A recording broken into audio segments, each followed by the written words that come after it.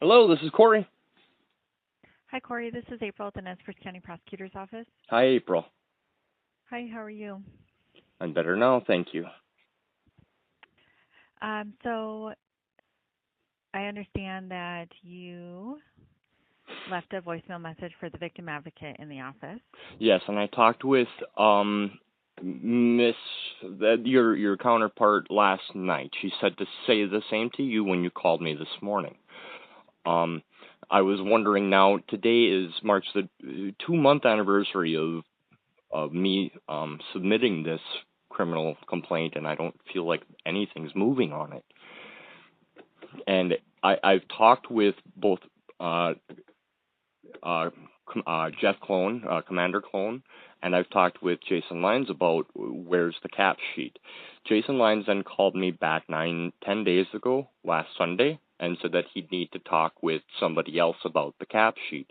And then since then, he hasn't contacted anyone, as far as I know, in the prosecutor's department. I'm wondering, can we have some movement on it? I have now a submission to the Idaho Human Rights Commission that Troy Munsterman has made as evidence and statement that he did punch me. So we have it dead to rights, and I'm wondering why there isn't any movement. Well, it's not as clear as you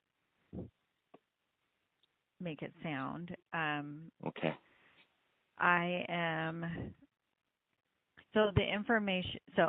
The email that I received from Joyce last night was that you had talked to Officer Lyons, and Officer Lyons told you he would not be charging this case.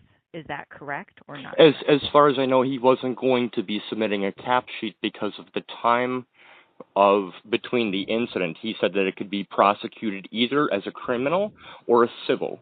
And I asked him for a felony case, and he said, yes, you'll have to talk with the prosecutor's office about it if they're going to pursue it as a criminal or a civil matter. And since then, it's been buried. Okay. So what I'm not going to have an answer for you right now. It makes it difficult when you entered into a civil agreement with Troy Munsterman that you would not press charges if he paid your medical bills. That's a civil agreement. That makes it difficult to prosecute the case. I didn't enter into agreement with Troy Munsterman. I entered into an agreement with Kevin Munsterman. That's the difference. I never entered into any kind of agreement with Troy Munsterman. Because that's why I didn't file the workman's comp claim. Otherwise, I would have filed the workman's comp claim. I would have had Travelland fill out the workman's comp claim. You're right. I didn't enter into a civil agreement, but I didn't enter into one with Troy Munsterman. I entered into one with Kevin Munsterman, and I have evidence of that. In fact, I've supplied evidence of that. So when you do a civil agreement like that, then many times it's much better for you to pursue this civilly. It makes it difficult for us to pursue this criminally. Why is that? Because you have entered into a civil agreement. You've already agreed about how you are going to handle the case. Right, and there was also our involvement. A breach of contract of that agreement. That's civil. I mean, that's exactly what I'm talking about. Okay. You're talking about these civil concepts that don't have anything to do with me. And so your best bet is to file a civil case and sue them for failing to uphold their end of the agreement. So in other words, you're not going to prosecute the criminal end of it. Because I've never entered into any kind of agreement with Troy Munsterman about that.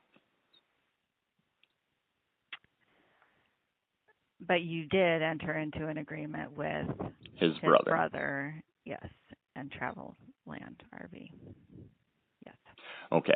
So as far as filing the extortion case and workplace harassment, which I've already done with the Idaho Human Rights Commission, where do I file this, as far as the extortion, the harassment, and eventually a racketeering charge? I'm guessing the racketeering charge I'd have to bring higher.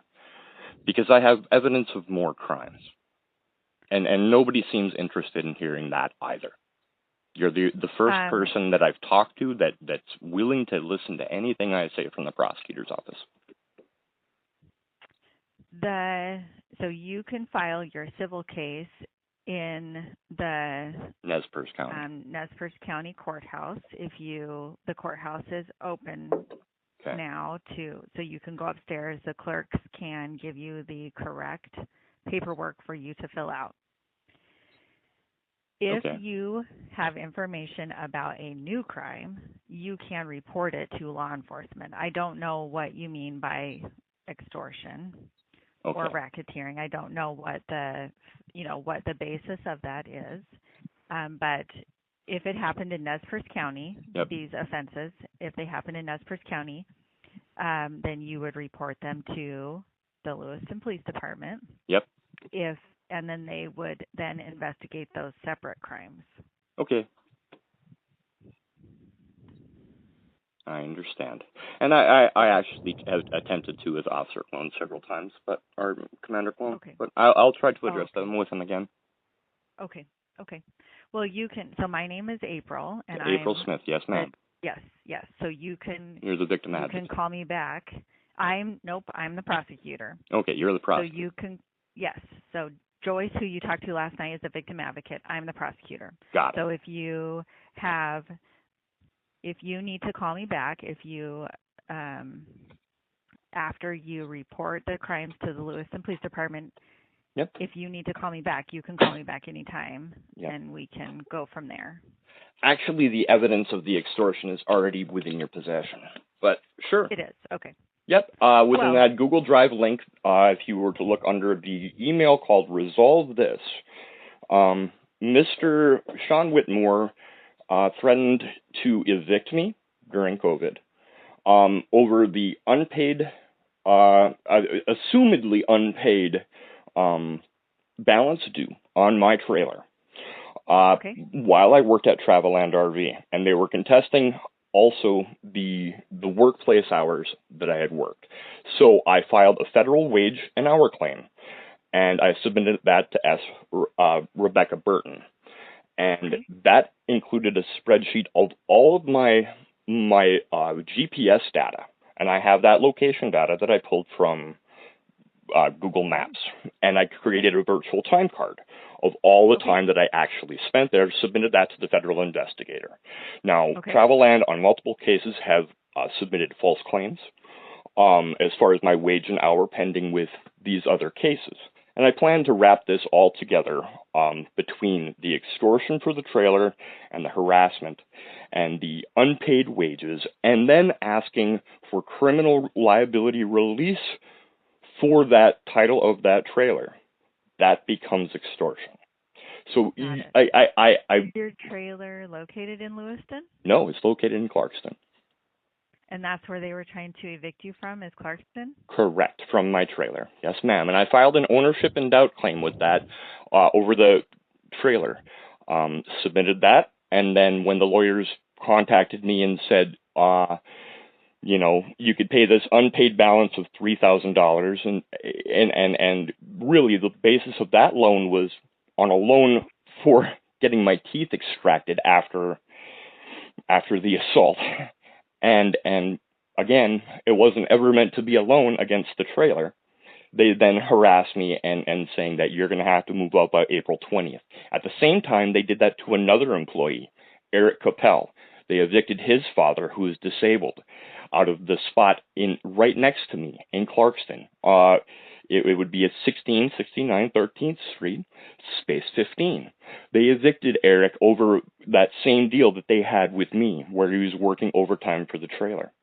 Miss Megan McCreary, I have evidence of her embezzlement and tax evasion, and I've submitted whistleblower complaints both for that and I'm sorry, I've got Asperger's and I've got a whole lot of anxiety right now. This is the first time I've gotten anybody to listen to me. There's more going on here. They have unpaid state and sales taxes for their ARE canopies. I could spit each all day, but Nobody wants to listen to me, and I've tried to address this with Officer Lyons and Officer Clone, and nobody wants to listen. Sure. Have you, since they attempted to evict you from Clarkston, have you reported that to the Clarkston Police Department? Yes, I have. And I tried to file a harassment order, but it was denied by the judge. So that's what prompted me to file the ownership in doubt claim. Okay. So I could go on record saying that, hey, I live here. This is my title to my trailer. I have worked for it. I have earned it through my GPS hours, and my spreadsheet will prove that. And you could pull my location data and do the same thing, extrapolate where I was and when I was and how long I was there. And one could safely assume if I'm longer there than 15 minutes, I'm doing some sort of a work. And right now I'm having to write out everything for this Human Rights Commission case that I'm pulling against them because I believe that they both hired me and fired me because I have Asperger's, as well as finding evidence of their tax evasion and embezzlement. Miss Megan McCreary also drove the company car for 7 months and put thousands of miles on it as her personal car. But there's nothing that I can personally do about that until investigators come in and look at it, and nobody's looked at it. So, lose my mind. Right. That must be awful. 2 months. I suffered harassment from them for 3 weeks, and then it's been 2 months since I originally filed my claim. I'm desperate, April. I'm sorry. Oh, no, that's okay.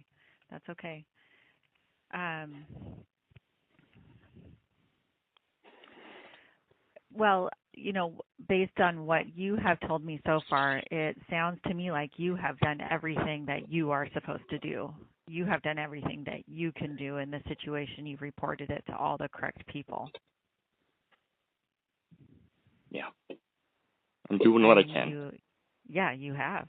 I have a whole body of evidence. If you look into my Google Drive under Corey at mymobiletechguy.com, you'll see this huge body of evidence that I've compiled, and I'm just waiting for somebody to look at it, and I want to start with you. Okay. Well, like I said, you can call me back if you need to, and ready to take your number. Okay, 208. Yep. 799. 3073. Yes. Yep. Same number. Yes, and ma'am. You just ask for April Smith. Will do. I appreciate your time, April. Okay. No problem. Thank you. Yep. Bye. Bye.